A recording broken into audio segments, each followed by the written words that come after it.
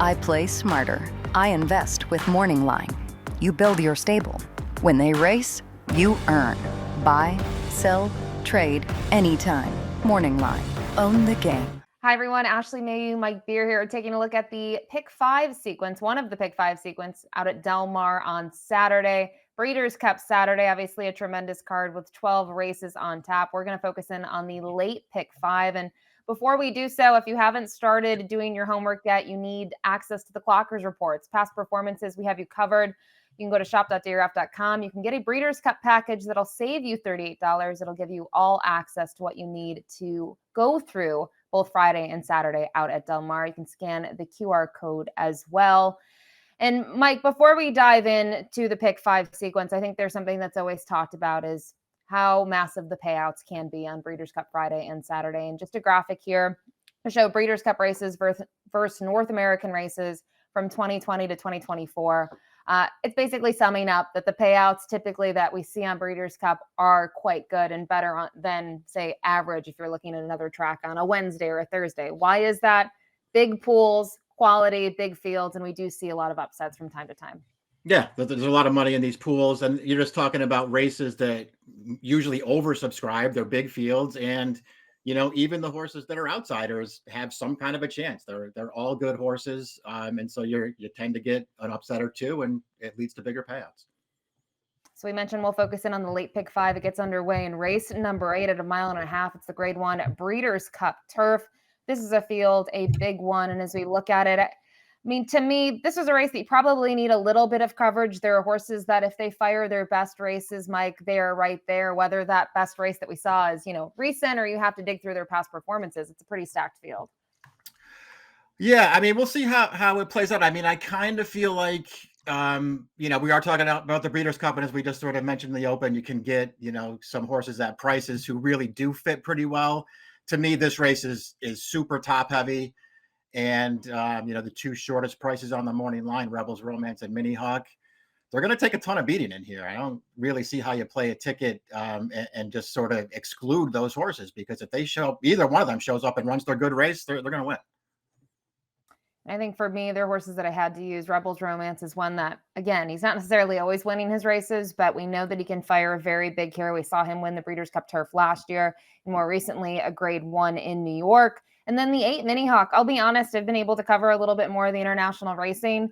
I was not impressed with her Irish Oaks. I thought she should have been way better than she was. And I think now, looking at the way she's getting into form, her runner-up finish in the Arc behind Dairies was very, very strong. Now, with that logic, Mike, thinking that they're the top two, are there any horses at prices that you want to throw in on your ticket?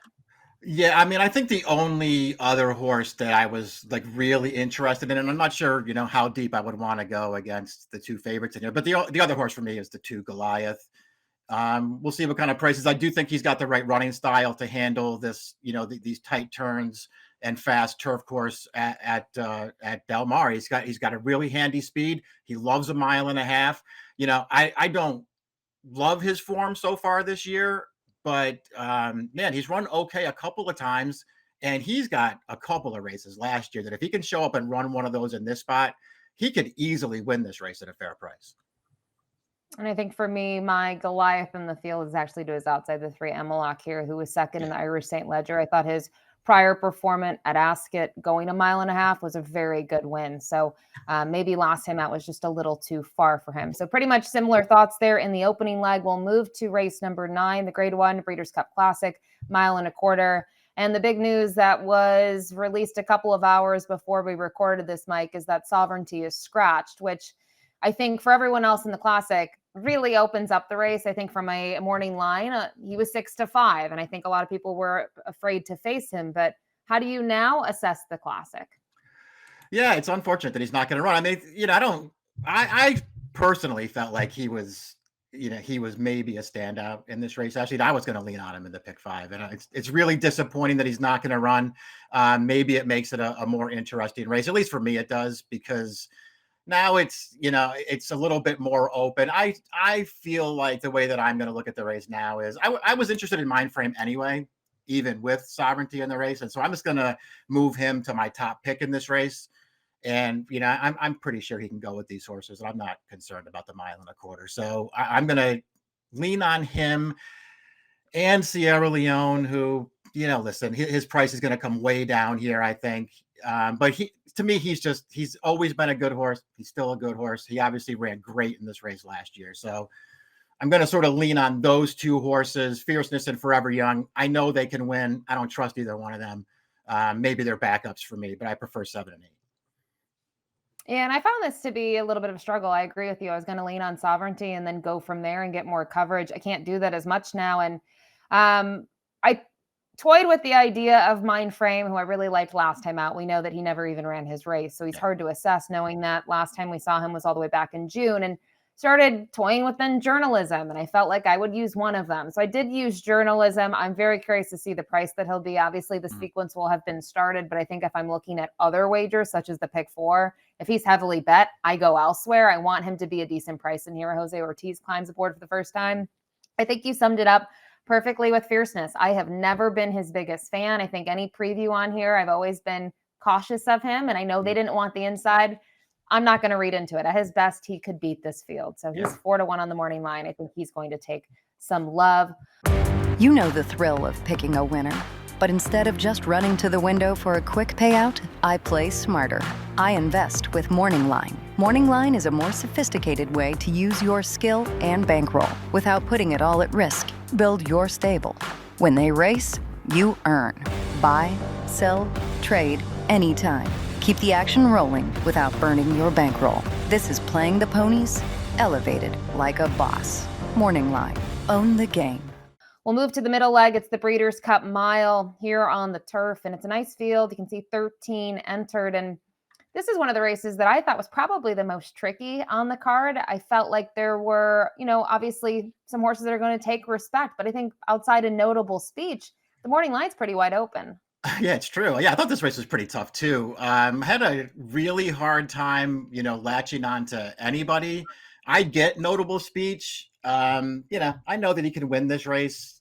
He ran fine when they shipped him over last year, although I don't know how you felt about the Breeders' Cup Mile last year. Actually, I thought he was kind of disappointed in there. I mean, I didn't really see his excuse in that race. I thought he got a good trip and he wasn't good enough.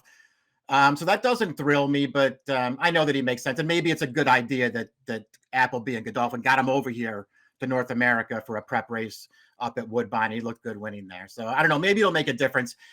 I'll use him, but I don't love him. I was really interested. The longer I looked at the race, the more interested I got in the number 3 Salon. And I'm going to bet this horse to win in this race, and I'm going to use him in the pick 3. This horse has gotten good. His last 2 races are excellent, in my opinion. They moved him up to take on older horses last time, and he came through with a big effort in there. I thought this horse was super interested in this race. And you mentioned he steps up last time out. That was at Longchamp. It was a big step up into Group 1 waters, but he was able to win. He beat Rosalien in the Lion and Winter. And I mentioned the Lion and Winter. I'm a little intrigued by him. Last time out was second. Cicero's Gift. If you watch the race, you'll know he was a massive price in there, a huge underdog. And I understand he gets beat by it, but I thought his efforts, he's not necessarily winning this year. He's 0 for 6, but I think he's a little sneaky in here. I hope he's going to offer value. I like Notable Speech. I don't think he's necessarily a lock. He should have won the race last time out at Woodbine, and he did. I wasn't necessarily enamored with the performance. And then outside of here, not going to get too creative. I think the 7, if you go back to last year in the Breeders' Cup Mile, he was the best, one of the better chances for the U.S. on paper. He ran exceptionally well. It's been a little bit of an interesting regrouping process for him, but I like that he comes in off a win.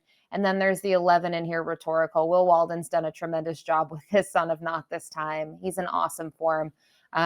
We'll see what he does. But I think this was a race that I felt like needed some coverage. We'll move to race number 11. It's the Breeders' Cup Dirt Mile. And this was the talking point. Obviously, some horses, they toy with the idea of the classic. Do you go to the Dirt Mile? And a couple of them point towards the Dirt Mile, that being horses like maybe Mystic Dan or White Abario. How did you view this field, knowing that Nisos arguably is the horse to beat, especially at 8-5? Yeah, I think I'm just going to keep it simple here, Ashley. I mean, I guess that there are at least some concerns with Nisos, because obviously they wanted to run him in the Pacific Classic over the summer and see if they had a classic horse on their hands. And then he missed that race. And it looks like he also missed a little bit of training time after that. I don't know. So maybe like everything's not 100% with this horse. So I think you have to concern yourself with that as the favorite. To me, Nysos is one of the most talented horses in the country. And if he is right or even close to right heading into this Breeders' Cup Dirt Mile, I just think he's better than these horses and he's going to win.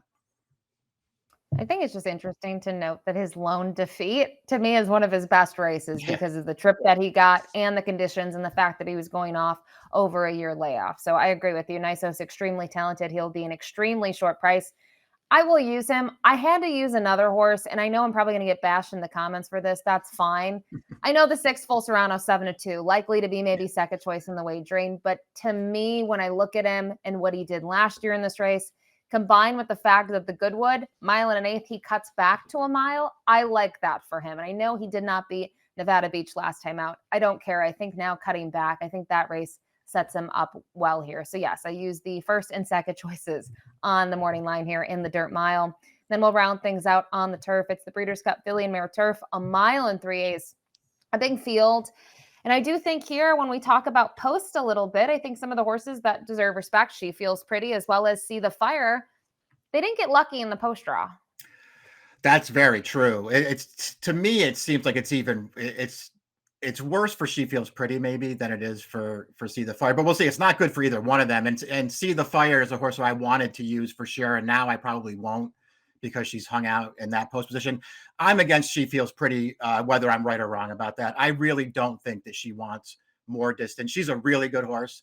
I don't think that she wants more distance. And now, throw post 13 into the mix. And I just think that makes it double tough for her to win here. So, I'll just hope that she takes a lot of money in here, as she should, because she's a good horse. But I'm against her. The horses that I'm going to, kind of lean on here, I like Diamond Rain, the Appleby Godolphin horse. I just think this horse is just getting better all the time. I like that she's sort of a bigger kind of horse. So you worry about what kind of trip she's going to get in here, but she's been pretty handy. And I think she can get the right trip in this race. And I think she really appreciates the distance that she's going to get in here. So I'm going to lean on her.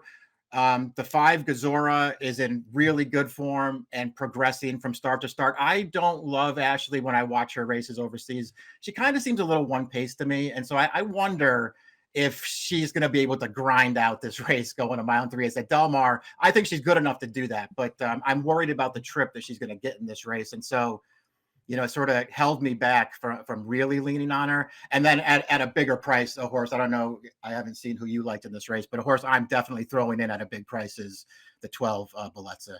She was getting good last year before they shipped her over. I like all of her races since she's gotten over here. Post 12's no bargain, but she's adaptable. She gets this far, and I think she's underrated. I thought this was a race that was probably going to be dominated by the Euros, just looking at the form. I think you bring up a really good point here about the 5 Gazora. She's not a filly that I use, but I do wonder about her sort of how she goes, if it's conducive here to 1 mile and 3/8 at Del Mar. I will say, though, I do like some of her races over firmer ground, where some of the Euros, it's always a little bit of a question mark. But I will use Diamond Rain, who I think very highly of. I think you accurately assessed her. She's a bigger filly. Watched her at Woodbine. She did no favors to herself early. The pace really wasn't all that great on the EP Taylor, and she came up ahead short. Like, she really made She Feels Pretty work for it. So I think she can only take a step forward. So for me, she actually made my top pick in here. I think she just gets a better draw as well. I will use She Feels Pretty, but See the Fire, I look at what she's been able to do and the horses that she's faced overseas, being Temfana or Ombudsman, Whirl, Barnavara. I think they're in a league of their own to some extent for what they do, and horses that maybe don't want to go 1 mile and 3/8 or they want to go further. But I don't love the post for her. So obviously not ideal to come all this way and then have post 14, but we'll see if she can work out a trip. So before we show our tickets, all of the Breeders' Cup coverage this week here on Daily Racing Form on our social pages is presented by Morning Line. And Morning Line allows you to unlock access to some of racing's most coveted bloodlines, mares and colts connected to championship pedigrees. Morning Line is a private SEC-regulated marketplace where approved participants can trade licensed interest in elite racehorses. There's no ongoing costs. You can build your own stable at morningline.io. So definitely check out morningline.io, to learn more. And hopefully, Mike, we'll be able to hit our pick fives. I have a feeling, though, we're in very different directions in some of these races. So I think one of us can win, the other would be a loser. But In terms of your structure, obviously Nisos is going to be the key here to this 5-race sequence. Yeah, I'm going to lean on him for better or for worse in this race. I don't know, Ashley. I just feel like I don't feel like I have any real good ideas in this sequence, and so it's not the kind of 5-race spread here where I'm going to be throwing in a bunch of horses. Even if that's usually the way that you want to play these things and hope for some upsets. I just couldn't really get there. I thought the first 2 legs were both, just sort of logical. I had a tough time finding the horses that I could throw in there at bigger prices. And then when I, realized that I just really like Nisos in the mile, to me, I'm basically chalking this thing out. It probably means that I will not play this pick 5. If I do play it, I just can't see myself throwing a bunch of money at it. I think it's key here. $54 ticket for a $1 pick 5 for Mike. And for me, ticket's going to look a lot different because I want different coverage, right? I want more in race number 10. I use another horse in race 11. So it's a $72 ticket here for 50 cents. I'm going a little deep in here. I need prices along the way, though. I need horses like Diamond Rain, who's going to offer more value. I need Nisos to get beat. And race 10, I don't think it's going to make a huge difference, but I need some of those value horses. I know when we looked at the opening leg here of the sequence, I think Goliath was your kind of more enticing price. For me, it's going to be the 3 in that spot. So very interesting sequence on Saturday. If you're not into the pick 5s, that's okay. There's pick 4s, there's pick 3s, a lot of exotics. I think that's going to be key too, Mike, when it comes to wagering. We'll probably play our pick 5s or structure them come scratches in one way. But I think, to me, some of these races, especially the turf races, I want to get involved in the trifectas. I think you could see really massive returns. I agree. Yeah, you're allowed to make single race wagers. You don't need to always be playing the multi-race bets. If that's your bag, you're obviously feel free to do it. But you don't have to do that. There's a lot of money to be made just betting races straight up. And even on the undercard, we saw some big prices even last year and the year before in the non-Breeders' Cup races. So a lot of races to cover both Friday and Saturday out at Del Mar. Let us know who you like in the comments. Are you against anyone? Or any of the favorites extremely vulnerable in your opinions? We'll look forward to finding out, and best of luck this weekend.